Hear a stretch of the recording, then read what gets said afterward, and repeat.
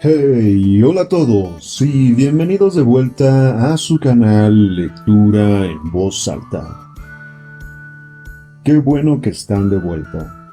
El día de hoy continuamos con el libro Grandes Esperanzas de Charles Dickens.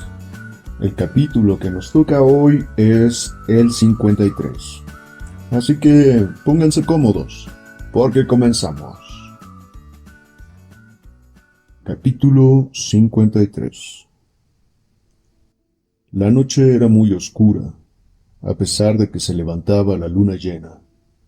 Cuando pasaba por entre los terrenos acotados, a fin de salir a los marjales. Sobre aquella línea negra que tendían en la noche, había una faja de cielo claro, lo bastante ancha para que se destacara netamente la roja y enorme luna. En pocos minutos hubo subido más allá de aquel espacio claro y se hundió en las masas de las nubes. Soplaba melancólicamente el viento y los marjales tenían triste aspecto. Quien no estuviese habituado a ellos los habría encontrado insoportables, y aun a mí me parecían tan depresivos que vacilé por un momento, sintiéndome inclinado a volverme. Pero como los conocía muy bien, habría podido hallar mi camino en la más negra noche. Y una vez en aquel lugar, ya no tenía excusa alguna para volver. De modo que, habiendo llegado allí a pesar de mis deseos, continué avanzando. La dirección que tomara no era la que conducía a mi antiguo hogar, ni tampoco la misma que seguí durante la persecución de los presidiarios. Mientras iba adelante, volvía la espalda a los distantes pontones, y aunque veía las antiguas luces en los bancos de arena, podía divisarlos mirando por encima de mi hombro. Conocía el horno de cal también como la vieja batería, pero estaban a varias millas de distancia uno de otra, de manera que si aquella noche hubiese estado encendida una luz en cada uno de estos dos puntos, aún quedaría una extensión considerable de negro horizonte entre ambos resplandores.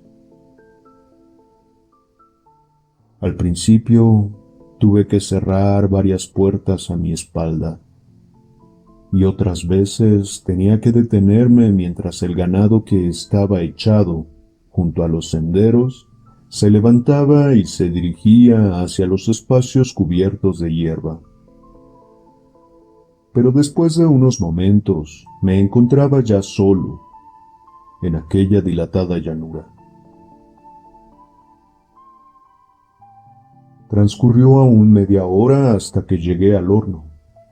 La cal ardía lentamente con olor sofocante, pero habían dejado el fuego encendido y no se divisaba ningún obrero.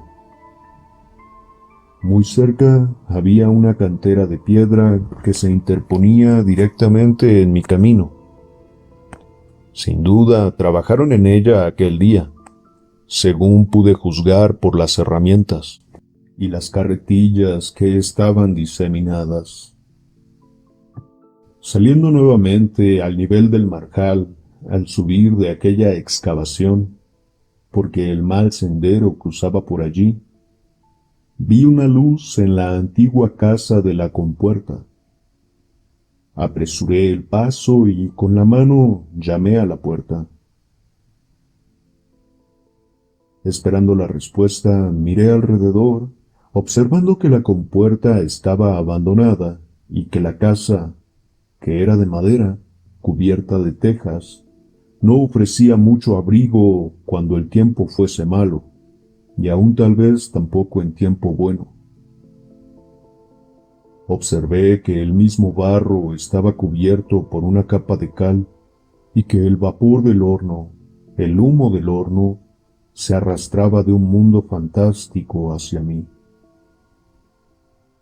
Pero no tuve respuesta, y por eso volví a llamar. Y como aún no me contestaban, probé de abrir.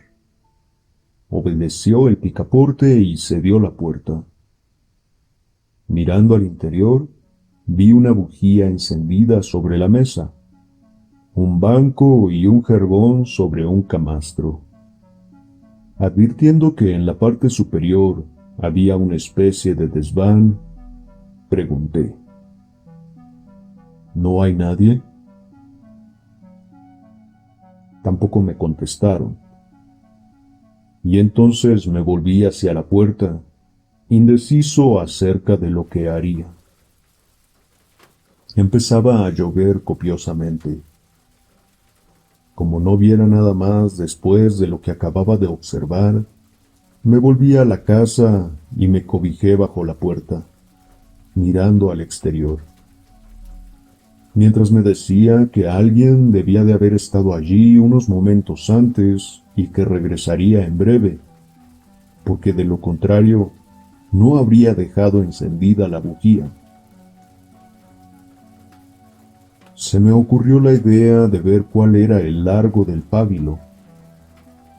Me volví con este objeto y había tomado la bujía, cuando la apagó un choque violento, y comprendí en el acto que había caído en una grosera trampa.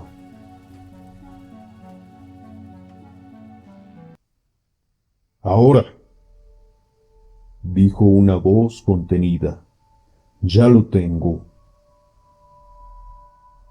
«¿Qué es esto?», grité, luchando. «¿Quién eres? ¡Socorro! ¡Socorro!». No solamente mis brazos fueron oprimidos contra mis costados, sino que la presión sobre el izquierdo me causó un dolor horrible. A veces un fuerte brazo y otras un robusto pecho se aplicaron contra mi boca para ahogar mis gritos, y mientras sentía un cálido aliento sobre mí, luché en vano en las tinieblas, en tanto que me veía estrechamente atado y puesto junto a la pared. «Y ahora», dijo la voz contenida después de proferir una blasfemia, «vuelve a llamar y verás cómo te acabo de una vez». Débil y agobiado por el dolor de mi brazo izquierdo, asombrado aún por la sorpresa de que acababa de ser víctima, y sin embargo, comprendiendo la facilidad con que se podría cumplir aquella amenaza, desistí de luchar y traté de libertar mi brazo, por poco que fuese. Pero estaba demasiado bien atado para eso. Me parecía como si, después de haber recibido quemaduras en el brazo, se me sometiera a la ebullición.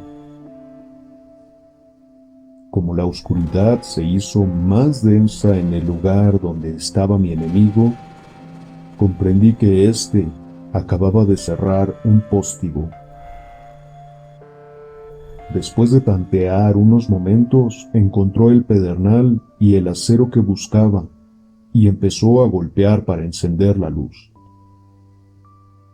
Fijé la mirada en las chispas que caían sobre la yesca, y sobre la cual estaba mi desconocido enemigo, del cual no podía ver más que los labios, que soplaban sobre la yesca, y la chispa que había prendido en ella. La yesca estaba húmeda, cosa nada extraña en aquel lugar, y una tras otra morían las chispas que en ella prendían. Aquel hombre no parecía tener prisa alguna, y sin cesar pude ver sus manos y algunos rasgos de su rostro. Luego advertí que estaba sentado e inclinado sobre la mesa, pero nada más. De pronto volví a ver sus labios, que me parecieron azules, y cuando surgió la llama, me mostró que mi enemigo no era otro que Orlik. No sé ahora a quién había esperado ver, pero desde luego no a él.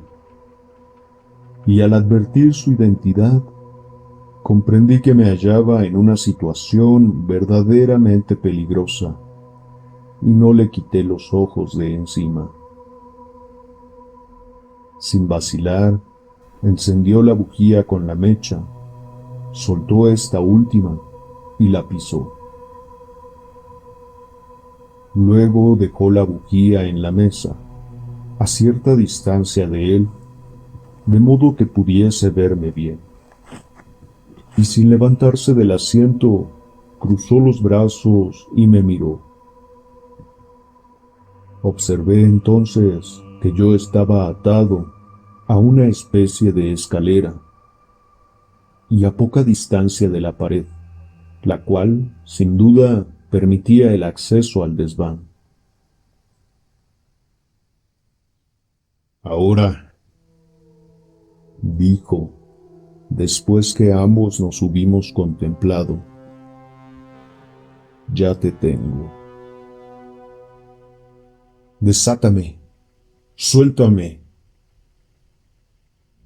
Ja, replicó. Ya te soltaré. Te soltaré cuando emprendas el viaje que te espera. Todo vendrá a su tiempo. ¿Por qué me has traído aquí con engaños? ¿No lo sabes? Me preguntó con siniestra mirada. ¿Por qué te has arrojado sobre mí en la oscuridad? Porque quería hacerlo todo por mí mismo. Una sola persona guarda mejor un secreto que dos personas. Acuérdate de que eres mi mayor enemigo. El gozo que le producía mi situación, mientras estaba sentado, con los brazos cruzados y moviendo la cabeza al mismo tiempo, expresaba tanta malignidad que me hizo temblar. Le observé en silencio, en tanto que él movía la mano a un lado y tomaba un arma de fuego, con el cañón provisto de abrazaderas de bronce. ¿Conoces esto?, dijo, apuntándome al mismo tiempo. ¿Te acuerdas del lugar en que lo viste antes? ¡Habla, perro! Sí, contesté. Por tu culpa, perdí aquel empleo. Tú fuiste el causante. ¡Habla! No podía obrar de otra manera. Eso hiciste, y ya habría sido bastante. ¿Cómo te atreviste a interponerte entre mí y la muchacha a quien yo quedaría? ¿Cuándo hice tal cosa? ¿Que cuándo la hiciste? ¿No fuiste tú quien siempre daba un mal nombre al viejo Orlik cuando estabas a su lado? Tú mismo te lo diste. Te lo ganaste con tus propios puños. Nada habría podido hacer yo contra ti si tú mismo no te hubieses granjeado mala fama. Mientes. Ya sabes que te esforzaste cuanto te fue posible y que te gastaste todo el dinero necesario para procurar que yo tuviese que marcharme del país, dijo recordando las palabras que yo mismo dijera a Vidi en la última entrevista que tuve con ella. Y ahora voy a decirte una cosa. Nunca te habría sido tan conveniente como esta noche el haberme obligado a abandonar el país, aunque para ello hubieses debido gastar 20 veces todo el dinero que tienes. Al mismo tiempo, movía la cabeza, rugiendo como un tigre, y comprendí que decía la verdad. ¿Qué te propones hacer conmigo? Me propongo, dijo, dando un fuerte puñetazo en la mesa y levantándose al mismo tiempo que caía su mano, como para dar más solemnidad a sus palabras. Me propongo quitarte la vida. Se inclinó hacia adelante mirándome. Abrió lentamente su mano. Se la pasó por la boca, como si ésta se hubiera llenado de rabiosa baba por mi causa, y volvió a sentarse.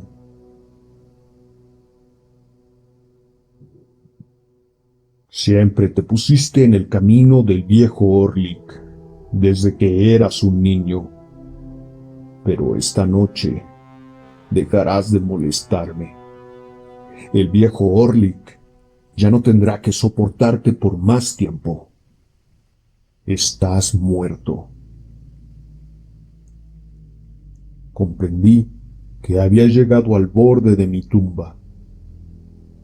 Por un momento miré desesperado alrededor de mí, en busca de alguna oportunidad de escapar, pero no descubrí ninguna. Y no solamente voy a hacer eso, añadió, sino que no quiero que de ti quede un solo harapo, ni un solo hueso. Meteré tu cadáver en el horno, te llevaré a cuestas, y que la gente se figure de ti lo que quiera, porque jamás sabrán cómo acabaste la vida. Mi mente, con inconcebible rapidez, consideró las consecuencias de semejante muerte. El padre de Estela se figuraría que yo le había abandonado. Él sería preso y moriría acusándome. El mismo Herbert llegaría a dudar de mí cuando comparase la carta que le había dejado con el hecho de que tan solo había estado un momento en casa de la señorita Havisham. Joe y Biddy no sabrían jamás lo arrepentido que estuve aquella misma noche. Nadie sabría nunca lo que yo habría sufrido, cuán fiel y leal me había propuesto ser en adelante, y cuál fue mi horrible agonía. La muerte que tenía tan cerca era terrible, pero aún más terrible era la certeza de que después de mi fin se guardaría mal recuerdo de mí. Y tan rápidas eran mis ideas que me vi a mí mismo despreciado por incontables generaciones futuras, por los hijos de Estela y por los hijos de estos, en tanto que de los labios de mi enemigo surgieran estas palabras: ahora, perro, antes de que te mate como a una bestia, pues eso es lo que quiero hacer, y para eso te he atado como estás. Voy a mirarte con atención. Eres mi enemigo mortal. Habíame pasado por la mente la idea de pedir socorro otra vez, aunque pocos sabían mejor que yo la solitaria naturaleza de aquel lugar y la inutilidad de esperar socorro de ninguna clase. Pero, mientras se deleitaba ante mí con sus malas intenciones, El desprecio que sentía por aquel hombre indigno fue bastante para sellar mis labios. Por encima de todo estaba resuelto a no dirigirle ruego alguno y a morir resistiéndome cuanto pudiese, aunque podría poco. Suavizados mis sentimientos por el cruel extremo en que me hallaba, pidiendo humildemente perdón al cielo y con el corazón dolorido al pensar que no me había despedido de los que más quería y que nunca podría despedirme de ellos sin que me fuese posible tampoco justificarme a sus ojos o pedirles perdón por mis lamentables errores. A pesar de todo eso, me había sentido capaz de matar a Orlik, aún en el momento de mi muerte, en caso de que eso me hubiera sido posible. Él había bebido licor y sus ojos estaban enrojecidos. En torno del cuello llevaba colgada una botella de hojalata, que yo conocía por haberla visto allí mismo, cuando se disponía a comer y a beber. Llevó tal botella a sus labios y bebió furiosamente un trago de su contenido, y pude percibir el olor del alcohol, que animaba bestialmente su rostro. «Perro», dijo, cruzando de nuevo los brazos. «El viejo Orlik va a decirte ahora una cosa. Tú fuiste la causa de la desgracia de tu deslenguada hermana». De nuevo mi mente, con inconcebible rapidez, examinó todos los detalles del ataque de que fue víctima mi hermana. Recordó su enfermedad y su muerte antes de que mi enemigo hubiese terminado de pronunciar su frase. «Tú fuiste el asesino, maldito», dije. «Te digo que la culpa la tuviste tú. Te repito que ello se hizo por tu culpa», añadió, tomando el arma de fuego y blandiéndola en el aire que nos separaba. Me acerqué a ella por detrás, de la misma manera como te cogí a ti por la espalda, y le di un golpe. La dejé por muerta, y si entonces hubiese tenido a mano un horno de cal como lo tengo ahora, con seguridad que no habría recobrado el sentido. Pero el asesino no fue el viejo Orlik, sino tú. Tú eras el niño mimado, y el viejo Orlik tenía que aguantar las reprensiones y los golpes.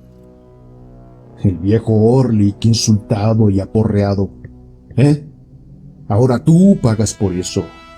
Tuya fue la culpa de todo, y por eso vas a pagarlas todas juntas. Volvió a beber y se enfureció más todavía.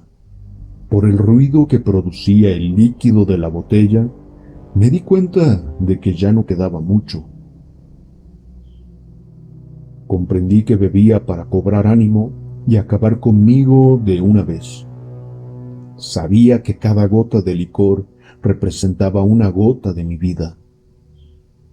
Y adiviné que cuando yo estuviese transformado en una parte del vapor que poco antes se había arrastrado hacia mí como si fuese un fantasma que quisiera avisarme de mi propia muerte, él haría lo mismo que cuando acometió a mi hermana, es decir, apresurarse a ir a la ciudad para que le viesen ir por allá, de una parte a otra, y ponerse a beber en todas las tabernas.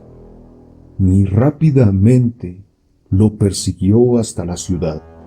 Me imaginé la calle en la que estaría él.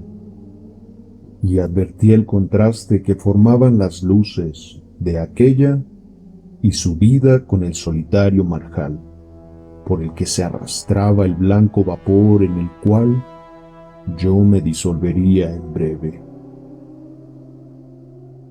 No solamente pude repasar en mi mente muchos años mientras él pronunciaba media docena de frases, sino que éstas despertaron en mí vívidas imágenes y no palabras.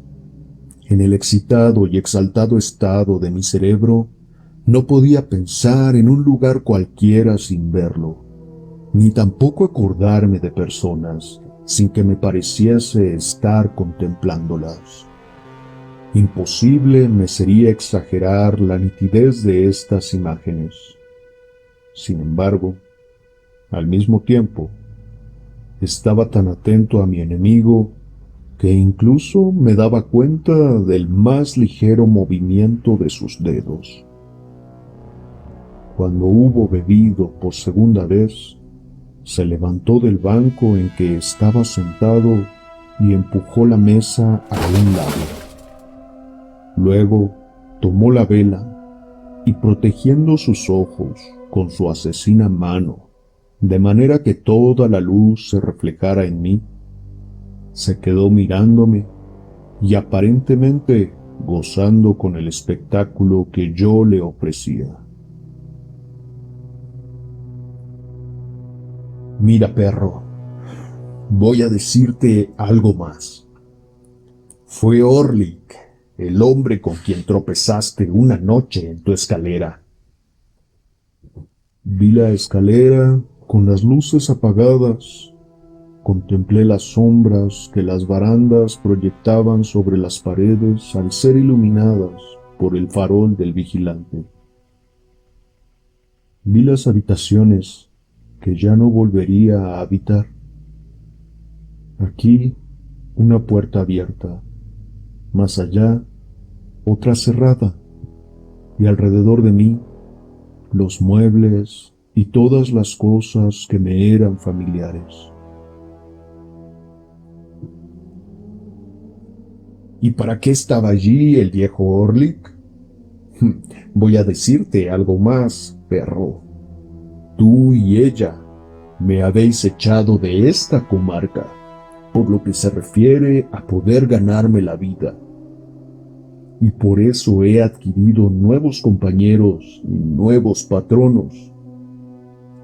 Uno me escribe las cartas que me conviene mandar. ¿Lo entiendes? Me escribe mis cartas. Escribe de 50 maneras distintas. No como tú, que no escribes más de una.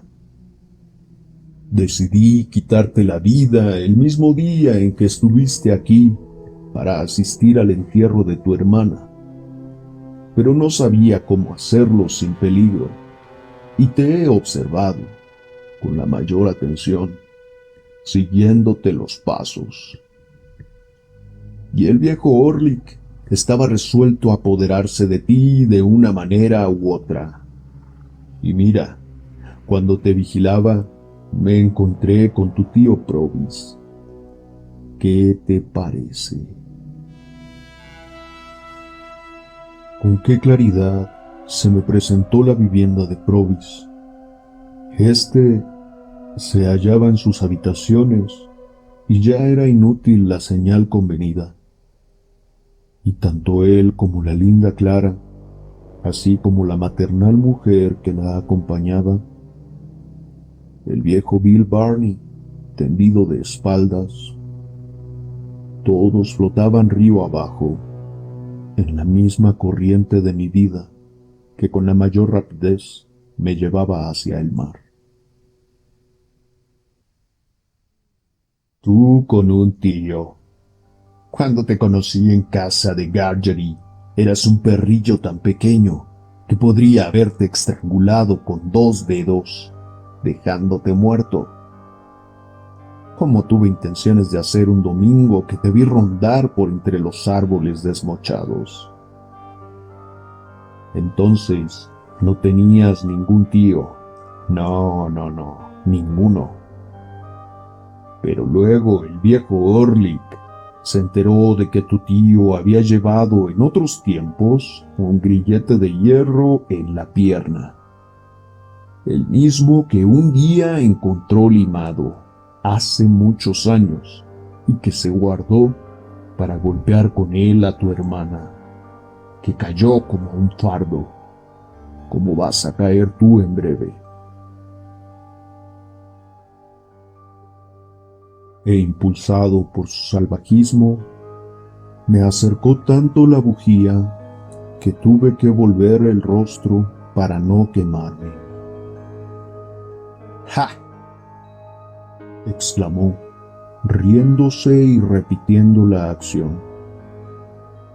El gato escaldado del agua fría huye, ¿no es verdad? El viejo Orlik estaba enterado de que sufriste quemaduras. Sabía también que te disponías a hacer desaparecer a tu tío, y por eso te preparó esta trampa en que has caído. Ahora voy a decirte todavía algo más, perro, y será lo último. Hay alguien que es tan enemigo de tu tío Provis como el viejo Orlik lo es tuyo. Ya le dirán que ha perdido a su sobrino. Se lo dirán cuando ya no sea posible encontrar un solo trozo de ropa ni un hueso tuyo. Hay alguien que no podrá permitir que Magwitch, sí, conozco su nombre, viva en el mismo país que él y que está tan enterado de lo que hacía cuando vivía en otras tierras, que no dejará de denunciarlo para ponerle en peligro. Tal vez es la misma persona, capaz de escribir de 50 maneras distintas, al contrario que tú, que no sabes escribir más que de una. Que tu tío Magwitch tenga cuidado de Compeyson y de la muerte que le espera. Volvió a acercarme la bujía al rostro, manchándome la piel y el cabello con el humo, y dejándome deslumbrado por un instante. Luego me volvió su vigorosa espalda cuando dejó la luz sobre la mesa. Yo había rezado una oración y mentalmente estuve en compañía de Joe, de Biddy y de Herbert, antes de que se volviese otra vez hacia mí. Había algunos pies de distancia entre la mesa y la pared, y en aquel espacio se movía hacia atrás y hacia adelante. Parecía haber aumentado su extraordinaria fuerza mientras se agitaba con las manos colgantes a lo largo de sus robustos costados, los ojos ferozmente fijos en mí. Yo no tenía la más pequeña esperanza. A pesar de la rapidez de mis ideas y de la claridad de las imágenes que se me ofrecían, no pude dejar de comprender que, de no haber estado resuelto a matarme en breve, no me habría dicho todo lo que acababa de poner en mi conocimiento. De pronto se detuvo, quitó el corcho de la botella y lo tiró. A pesar de lo ligero que era, el ruido que hizo al caer me pareció propio de una bala de plomo. Volvió a beber lentamente, inclinando cada vez más la botella, y ya no me miró. Dejó caer las últimas gotas de licor en la palma de la mano y pasó la lengua por ella. Luego, impulsado por horrible furor, blasfemando de un modo espantoso, arrojó la botella y se inclinó, y en su mano vi un martillo de piedra, de largo y grueso mango. No me abandonó la decisión que había tomado, porque Sin pronunciar ninguna palabra de súplica, pedí socorro con todas mis fuerzas y luché cuanto pude por libertarme. Tan solo podía mover la cabeza y las piernas.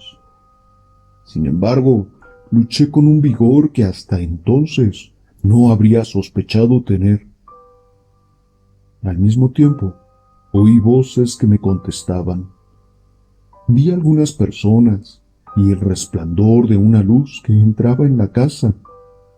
Percibí gritos y un tumulto, y observé que Orlik surgía de entre un grupo de hombres que luchaban, como si saliera del agua, y saltando luego encima de la mesa, echaba a correr hacia la oscuridad de la noche.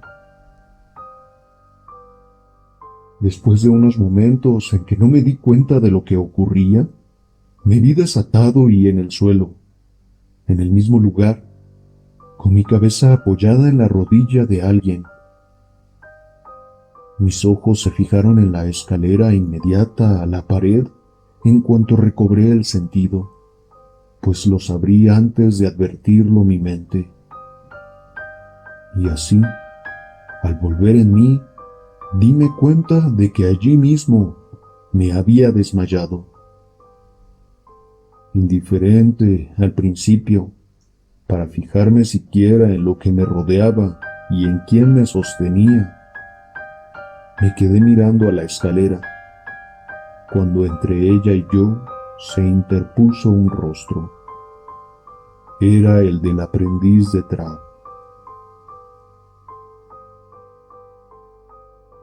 Me parece que ya está bien, dijo con voz tranquila,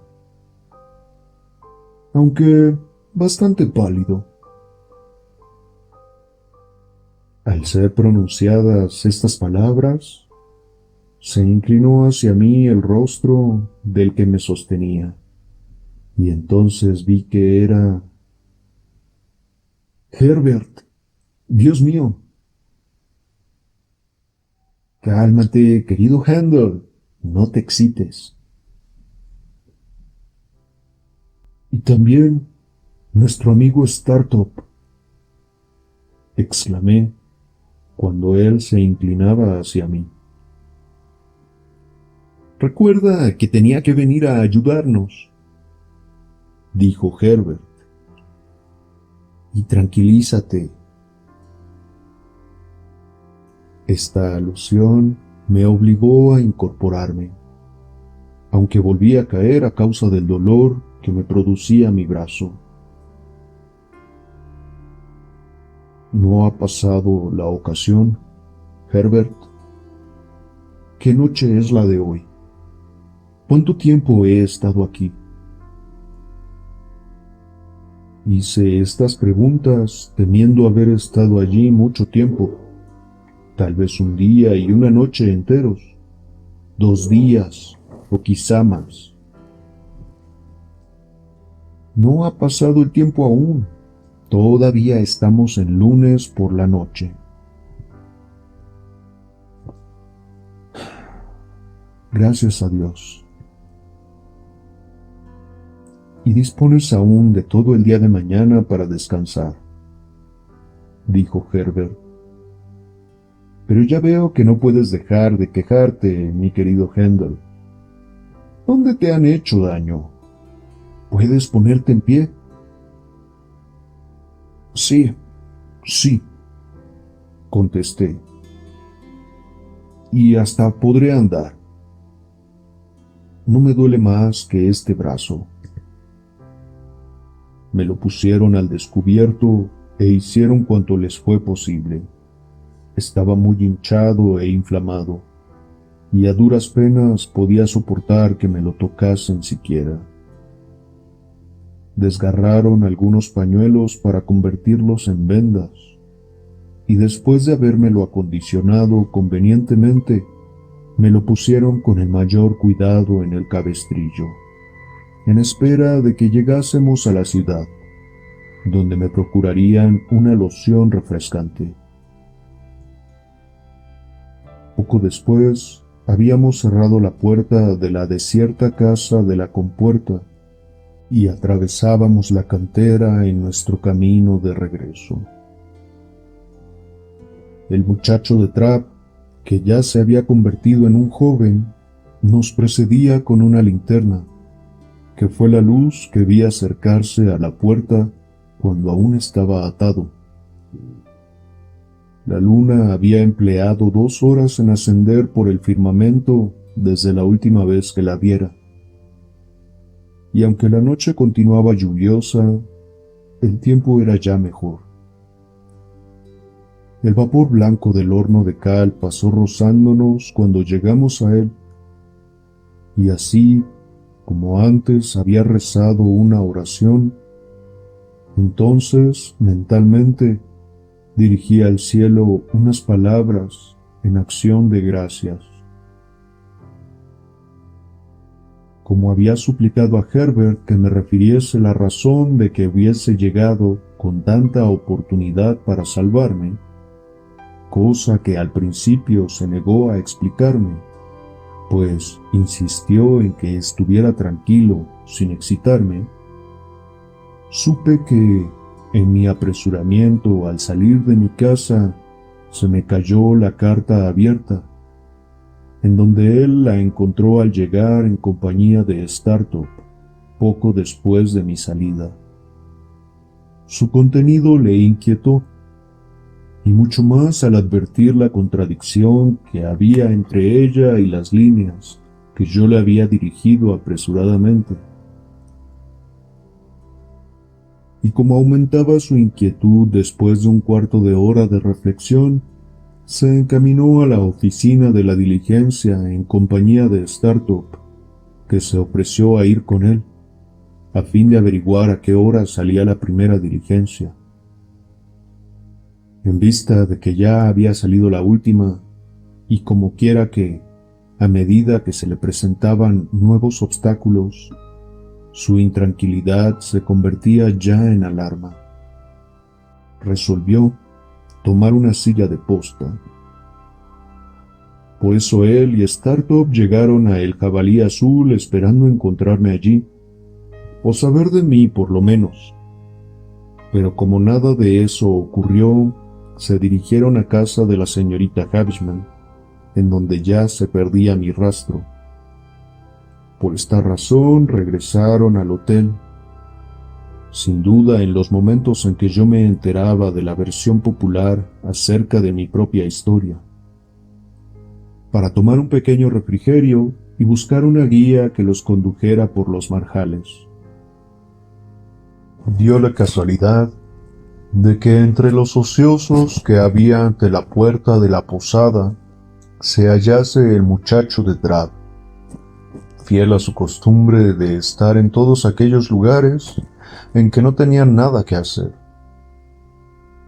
Y parece que éste me había visto salir de la casa de la señorita Havisham hacia la posada en que cené. Por esta razón, el muchacho de Trapp se convirtió en su guía, y con él se encaminaron a la casa de la compuerta, pasando por el camino que llevaba allí desde la ciudad y que yo había evitado. Mientras andaban, Herbert pensó que tal vez, en resumidas cuentas, podía darse el caso de que me hubiese llevado allí algún asunto que verdaderamente pudiese redundar en beneficio de Provis, y diciéndose que, si era así, cualquier interrupción podía ser desagradable, dejó a su guía y a Startup en el borde de la cantera y avanzó solo, dando 2 o 3 veces la vuelta a la casa, tratando de averiguar si ocurría algo desagradable. Al principio no pudo oír más que sonidos imprecisos y una voz ruda. Esto ocurrió mientras mi cerebro reflexionaba con tanta rapidez, y hasta tuvo dudas de que yo estuviese allí en realidad. Mas, de pronto, yo grité pidiendo socorro, y él contestó a mis gritos y entró, seguido por sus 2 compañeros. Cuando referí a Herbert lo que había sucedido en el interior de la casa, dijo que convenía ir inmediatamente, a pesar de lo avanzado de la hora, a dar cuenta de ello ante un magistrado, para obtener una orden de prisión contra Orlick. Pero yo pensé que tal cosa podría detenernos u obligarnos a volver, lo cual sería fatal para Provis.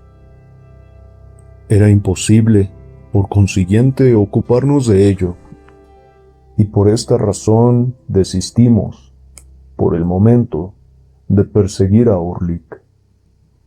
Creímos prudente explicar muy poco de lo sucedido al muchacho de Trapp, pues estoy convencido de que habría tenido un desencanto muy grande de saber que su intervención me había evitado desaparecer en el horno de cal. No porque los sentimientos del muchacho fuesen malos, pero tenía demasiada vivacidad y necesitaba la variedad y la excitación, aunque fuese a costa de cualquiera. Cuando nos separamos le di 2 guineas, cantidad que, según creo, estaba de acuerdo con sus esperanzas. Y le dije que lamentaba mucho haber tenido alguna vez mala opinión de él, lo cual no le causó la más mínima impresión. Como el miércoles estaba ya muy cerca, decidimos regresar a Londres aquella misma noche, los 3 juntos en una silla de posta, y antes de que se empezara a hablar de nuestra aventura nocturna. Herbert adquirió una gran botella de medicamento para mi brazo, y gracias a que me lo curó incesantemente durante toda la noche, pude resistir el dolor al día siguiente. Amanecía ya cuando llegamos al Temple, y yo me metí enseguida en la cama, en donde permanecí durante todo el día. Me asustaba extraordinariamente el temor de enfermar y que a la mañana siguiente no tuviera fuerzas para lo que me esperaba. Este recelo resultó tan inquietante que lo raro fue que no enfermara de veras. No hay duda de que me habría encontrado mal a consecuencia de mis dolores físicos y mentales, de no haberme sostenido la excitación de lo que había de hacer al día siguiente. Y a pesar de que sentía la mayor ansiedad y de que las consecuencias de lo que íbamos a intentar podían ser terribles, lo cierto es que el resultado que nos aguardaba era impenetrable, a pesar de estar tan cerca. Ninguna precaución era más necesaria que la de contenernos para no comunicar con Provis durante todo el día. Pero eso aumentaba todavía mi intranquilidad. Me sobresaltaba al oír unos pasos, creyendo que ya lo habían descubierto y preso y que llegaba un mensajero para comunicarlo. Me persuadí a mí mismo de que ya me constaba que lo habían capturado, que en mi mente había algo más que un temor o un presentimiento, que el hecho había ocurrido ya y que yo lo conocía de un modo misterioso. Pero como transcurría el día sin que llegara ninguna mala noticia, y en vista de que empezaba la noche, me acometió el temor de ser víctima de una enfermedad antes de que llegase la mañana. Sentía fuertes latidos de la sangre en mi inflamado brazo, así como en mi ardorosa cabeza, de manera que creí que deliraba. Empecé a contar para calmarme, y llegué a cantidades fantásticas. Luego repetí mentalmente algunos pasajes en verso y en prosa que me sabía de memoria. A veces, a causa de la fatiga de mi mente, me adormecía por breves instantes o me olvidaba de mis preocupaciones. Y en tales casos, me decía que ya se había apoderado de mí la enfermedad y que estaba delirando. Me obligaron a permanecer quieto durante todo el día.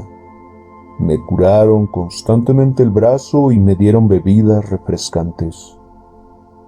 Cuando me quedé dormido, me desperté con la misma aprehensión que tuviera en la casa de la compuerta, es decir, que había pasado ya mucho tiempo y también la oportunidad de salvarlo. Hacia medianoche me levanté de la cama y me acerqué a Herbert, convencido de que había dormido por espacio de 24 horas y que había pasado ya el miércoles. Aunque fue el último esfuerzo con que se agotaba a sí misma mi intranquilidad, porque a partir de aquel momento me dormí profundamente.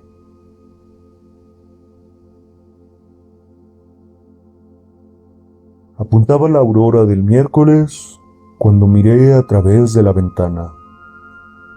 Las parpadeantes luces de los puentes eran ya pálidas, y el sol naciente parecía un incendio en el horizonte.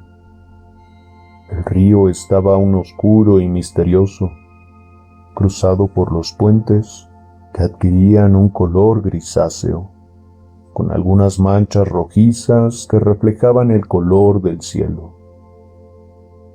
Mientras miraba a los apiñados tejados, entre los cuales sobresalían las torres de las iglesias, que ya se proyectaban en la atmósfera extraordinariamente clara, se levantó el sol y pareció como si alguien hubiese retirado un velo que cubría el río, pues en un momento surgieron millares y millares de chispas sobre sus aguas. También pareció como si yo me viese libre de un tupido velo, porque me sentí fuerte y sano. Herbert estaba dormido en su cama, y nuestro compañero de estudios hacía lo mismo en el sofá. No podía vestirme sin ayuda ajena, pero reanimé el fuego, que aún estaba encendido, y preparé el café para todos. A la hora conveniente se levantaron mis amigos, también descansados y vigorosos, y abrimos las ventanas para que entrase el aire fresco de la mañana, mirando a la marea que venía hacia nosotros. «Cuando sean las 9», dijo alegremente Herbert, «vigila nuestra llegada y procura estar preparado en la orilla del río».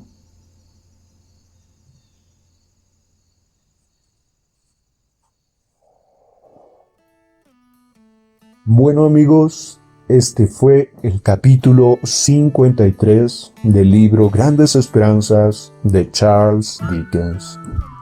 Cuéntenme, ¿qué les pareció? Ocurrieron tantas cosas que para mí es difícil cuestionarlos sobre alguna en particular. Así que, sorpréndanme. Díganme ustedes, ¿qué es lo que más les gustó de este capítulo? ¿Qué es lo que no les gustó? ¿Qué les dolió? ¿Qué les alegró? Bueno, pues espero atento a sus comentarios. Y no olviden dejar un like para este video que la verdad reconforta mucho. Suscríbanse y activen la campana para recibir las notificaciones de los siguientes capítulos. Hasta acá su amigo de lectura en voz alta. Como siempre, es un gusto leerles. Nos vemos.